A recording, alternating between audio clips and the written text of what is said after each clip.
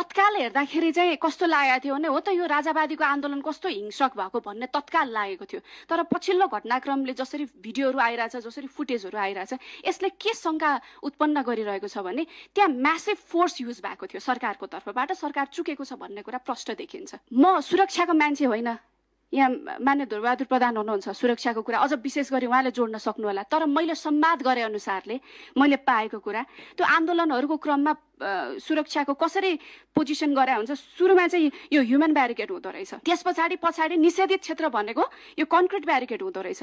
जब concrete barricade तोड्ने प्रयत्न हुन्छ त्यस पछाडि गोली हान्न पनि पाउन सक्ने स्थिति हुन सक्छ, किनभने त्यो कन्क्रिट निषेधित भनेको नजाऊ है भनेर ब्लकै गरेको कन्क्रिट ठाउँ हो।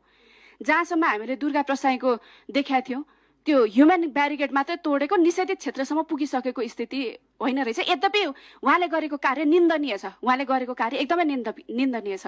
तर उहाँलाई छोडेर, दुर्गा प्रसाईलाई छोडेर अन्य मानिसहरूको कुरा गर्ने हो भनेदेखि त्यहाँ के देखिन्छ भनेदेखि ह्युमन ब्यारिकेड पनि राम्रोसँग त्यहाँ डिस्टर्ब नभएको अवस्थामा गोली हानेको भन्ने कुरा प्रष्ट देखिन्छ। जहाँ सबिन महर्जनलाई लागेको छ, हामीलाई त्यो फुटेज प्राप्त नहुँदासम्म हामीलाई के विश्वास थियो भने त्यहाँ भिडन्त भयो अनि गोली हानियो होला भन्ने लागेको थियो। तर अहिलेको फुटेजले त स्पष्ट देखायो नि, त्यहाँनिर त्यो गोली हान्दाखेरि फोर्स युज भएको छ, उहाँ पछाडि फर्किन खोज्दै हुनुहुन्छ, भाग्दै हुनुहुन्छ, त्यति टाढाको दूरीबाट गोली हानिएको छ।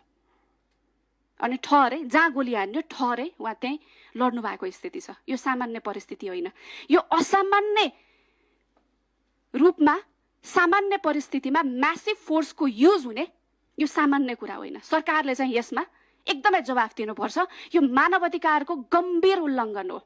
यदि नेपालको न्याय अदालतले यो विषय हेर्न सक्दैन भने यो अन्तर्राष्ट्रिय अदालतसम्म जान सक्ने विषय हो भन्ने मलाई लाग्छ। किनभनेदेखि यो आर्बिट्रेरी किलिङ हो। यो